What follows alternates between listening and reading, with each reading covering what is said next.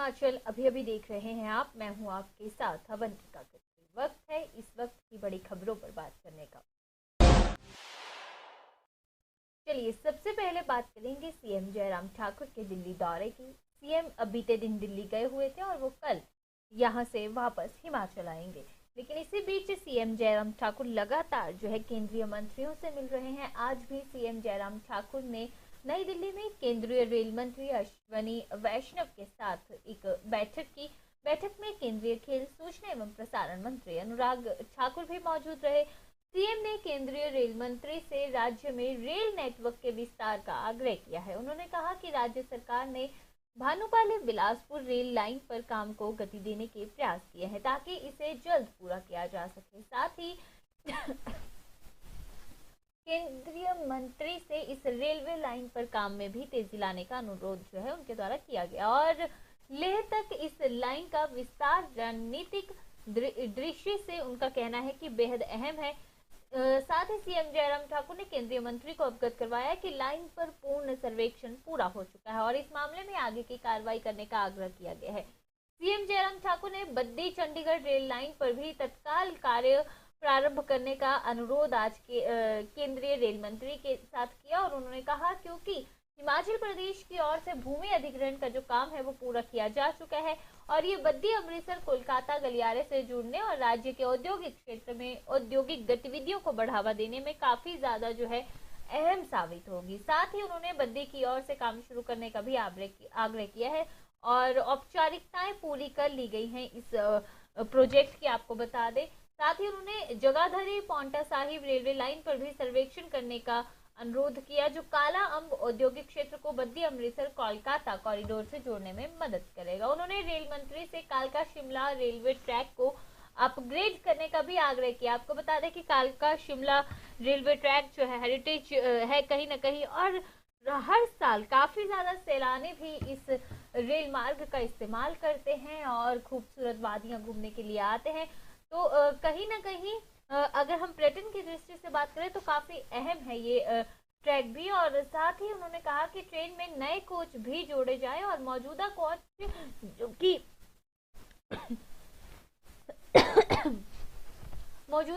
जो कि बहुत पुराने हो चुके हैं, उन्होंने पर्यटन को बढ़ावा देने के लिए और पर्यटकों को ज्यादा से ज्यादा इस ओर आकर्षित किया जाए, इसके लिए उन्होंने आग्रह किया है कि राज्य की विरासत को प्रदर्शित करने के लिए कालका शिमला मार्ग पर अत्याधुनिक ट्रेन शुरू करने का सुझाव भी जो है वो आज दिया गया है। इसी तरह से कई और अन्य रेल लाइन को लेकर भी यहाँ पर आज सीएम ने अपने सुझाव भी रखे, अपनी मांगे भी रखी और कहीं ना कहीं रेलवे की अगर हम बात करें तो एक विस्तारीकरण को लेकर चाहे हम पक्ष की बात करें चाहे विपक्ष की बात करें, अगर हम मंडी लोकसभा सीट से जो सांसद है उनकी बात करें तो वो भी लगातार यही बात उठाती है कि हिमाचल प्रदेश में रेल नेटवर्क को सुदृढ़ करना बहुत ज्यादा जरूरी है और जयराम सरकार भी कहीं ना कहीं इन्हीं प्रयासों में लगी हुई है कि हिमाचल प्रदेश में रेल नेटवर्क को जो है वो सुदृढ़ किया जाए ताकि यहाँ पर ज्यादा से ज्यादा अगर हम कहें तो सैलानी आ सके और रोजगार भी कहीं ना कहीं मिलेगा। और उसके साथ ही एक और मार्ग, अगर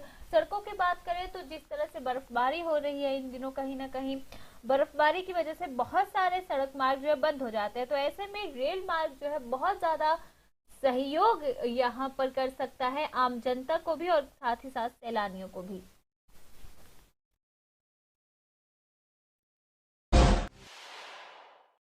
चलिए आगे बढ़ते हैं और बात अगर हादसों की करें तो हिमाचल प्रदेश में हादसे थमने का नाम नहीं ले रहे हैं। जिला सिरमौर के राजगढ़ उपमंडल के तहत सोलन सनोरा छैला मार्ग पर आज एक भीषण हादसा हुआ है, सड़क हादसा, और यहाँ पर ट्रक दुर्घटनाग्रस्त हो गया। इस हादसे में एक व्यक्ति की मौत हो गई है और एक गंभीर रूप से घायल है। आप देख सकते हैं कि कितना भयावह ये हादसा होगा। तस्वीरें खुद इस भयानक हादसे को बयां कर रही हैं।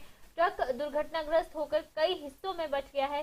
पुलिस ने मौके पर पहुंचकर स्थानीय लोगों की मदद से शव को कब्जे में लिया और घायल व्यक्ति को अस्पताल पहुंचाने का काम यहां पर किया गया। आपको बता दें कि घायल राकेश की जो अगर हम बात करें तो इसमें एक राकेश जिसकी उम्र 25 साल की थी उनकी मौत हो गई है, जबकि संदीप जो कि 22 साल का है वो काफी ज्यादा इस हादसे में घायल हो चुका है। पंजाब का ये रहने वाला है। वहीं दलीप सिंह निवासी कलियों पांव पोस्ट ऑफिस कोटला बागी तहसील राजगढ़ जिला सिरमौर ने ये जानकारी दी कि देर रात को 11 बजे ये शिलवाग से दुकान बंद करके अपने घर जा रहा था और सामने सलेश कैंची के साथ मेरी पुल से गिरी पुल की ओर जाने वाली सड़क पर एक ट्रक की लाइट जली हुई थी। इस गांव के लोग और पुलिस को सूचित किया गया इस व्यक्ति की ओर से और मौके पर जब पहुंचा वहां पहुंचकर जब उसने देखा कि एक घायल व्यक्ति हादसाग्रस्त ट्रक के साइड में पड़ा है और दूसरा व्यक्ति ट्रक के नीचे दब चुका है। स्थानीय लोगों और पुलिस की मदद से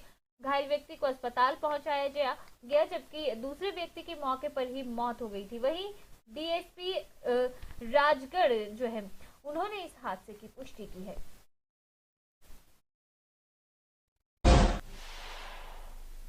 वहीं कटोहर कलाम में भी एक सड़क हादसा हुआ है। यहाँ पर ट्रक से टकराकर एक 43 साल के बाइक सवार की जो है मौत हो गई है। हादसे में मौत का शिकार हुए शख्स की पहचान मुश्ताक मोहम्मद के रूप में हुई है जो कि घनारी का रहने वाला है। आपको बता दें कि मुश्ताक बाइक पर ऊना की तरफ आ रहा था और इस दौरान उसकी बाइक कटोहर कला स्थित एक ढाबे पर रुके ट्रक के साथ टकरा गई, जिसके चलते मुश्ताक को काफी गंभीर चोटें आई और उसे स्थानीय अस्पताल जो है उपचार के लिए लाया गया, जहां पर पहुंचने से पहले ही उसकी मौत हो गई थी। उधर पुलिस अधीक्षक अरजीत सेन ठाकुर ने कहा कि हादसे की सूचना मिलने पर अम्ब पुलिस ने मृतक का क्षेत्रीय अस्पताल ऊना में पोस्टमार्टम करवाने के बाद शव उसके परिजनों के हवाले कर दिया है।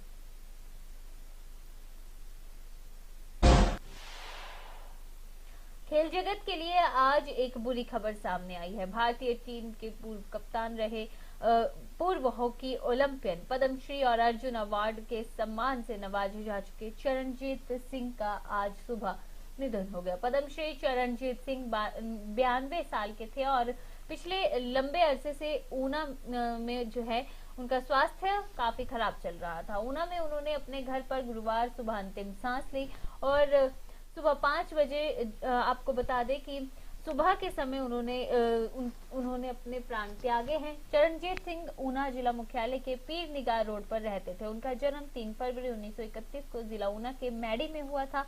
वो पूर्व भारतीय हॉकी खिलाड़ी और 1964 ग्रीष्मकालीन ओलंपिक हॉकी टीम के कप्तान भी रहे हैं। उनके नेतृत्व में भारतीय टीम ने 1964 में टोक्यो ओलंपिक में गोल्ड मेडल जीता था। हाल ही में हुए टोक्यो ओलंपिक के दौरान भारतीय हॉकी टीम के दमदार प्रदर्शन के बाद उन्होंने खुशी जाहिर करते हुए इसे भारतीय हॉकी के स्वर्णिम युग का वापस आना भी करार दिया था और कहीं ना कहीं उनके जाना जो है एक अपूर्णीय क्षति है और उनके चले जाने से खेल जगत की अगर हम बात करें तो यहाँ पर जो है खेल जगत में एक मायूसी छाई हुई है और सभी शोक में है और वहीं सीएम की ओर से भी परिवार के साथ जो है संवेदनाएं व्यक्त की हैं और उन्होंने भी दुख जताया है।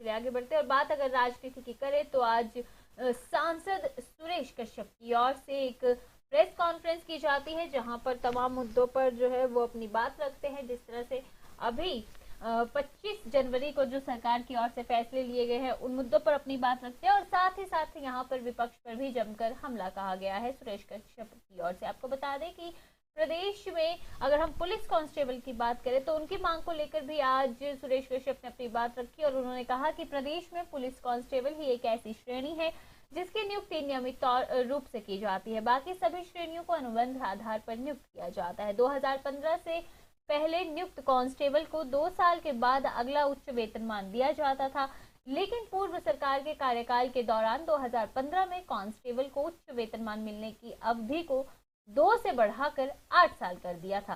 कांस्टेबल की मांग पर विचार के बाद अब जयराम सरकार द्वारा ये फैसला लिया गया है कि 2015 की अन्य श्रेणियों की तर्ज पर समान कार्यकाल के बाद जो है उच्च वेतनमान के लिए वो सभी पात्र होंगे। जो कांस्टेबल उच्च वेतनमान के लिए पात्र होंगे उन्हें ये लाभ मिलेगा। साथ ही उन्होंने विपक्ष पर भी यहाँ पर हम कह सकते हैं कि जोरदार हमला बोला है। उन्होंने कहा कि कांग्रेस पार्टी में इन दिनों वर्चस्व की लड़ाई चल रही है और कांग्रेस पार्टी बेबुनियाद बयानबाजी कर रही है। जनता को गुमराह करने का यहाँ पर काम किया जा रहा है। साथ ही उन्होंने कहा कि आने वाले समय में बीजेपी कमीशन रिपीट पक्का है।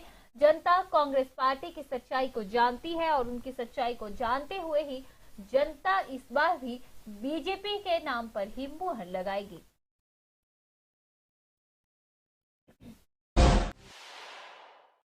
चलिए बात जहरीली शराब मामले की करें तो मंडी जिला के सलापड़ कामगो क्षेत्र में जहरीली शराब मामले में एसआईटी और पुलिस टीम द्वारा एक और बड़ी कार्रवाई की गई है और पुलिस ने अब इस मामले में 2 आरोपियों को और गिरफ्तार करने में सफलता हासिल की है। अब मामले में आरोपियों की संख्या 14 पहुंच गई है और कुछ लोगों से मामले में पूछताछ अभी भी की जा रही है। सूत्रों से मिली जानकारी के अनुसार पुलिस और एसआईटी ने आरोपियों को चंडीगढ़ से गिरफ्तार करने में ये सफलता हासिल की है। वहीं एक आरोपी चंडीगढ़ का है तो दूसरा हमीरपुर के बड़सर क्षेत्र से ताल्लुक रखता है। दोनों आरोपियों से मामले में पूछताछ की जा रही है और आगामी कार्रवाई के लिए दोनों आरोपियों को अब न्यायालय में पेश किया जाएगा और वहां से रिमांड लेने की कोशिश की जाएगी। आपको बता दें कि मामले में 7 लोगों की मौत हो चुकी है और 12 लोग इस पूरे घटनाक्रम में बीमार हुए थे, लेकिन राहत की बात यह है कि 11 लोगों को अस्पताल से डिस्चार्ज कर दिया गया है और एक बीमार व्यक्ति का भी अस्पताल में जो है इलाज चल रहा है। लेकिन वहीं दूसरी ओर बात अगर पुलिस की करें तो पुलिस और आबकारी विभाग लगातार इस मामले में दबिश दे रहा है। बहुत जगह से अवैध शराब का जखीरा भी बरामद किया गया है और कई लोगों की गिरफ्तारी भी हो चुकी है और अभी भी कई लोगों की गिरफ्तारी होने की पूरी जो है यहाँ पर संभावना बनी हुई है।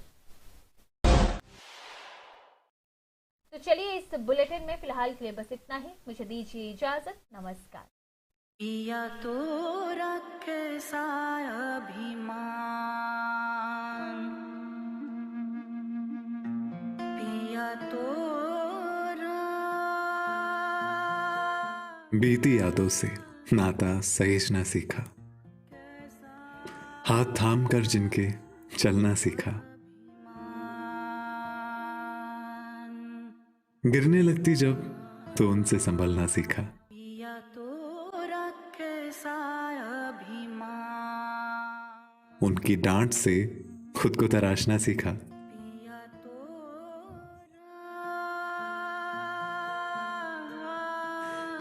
घर से दूर होकर भी दिल को हमेशा यह एहसास रहता है, उनका प्यार और फिक्र हमेशा मेरे साथ रहता है।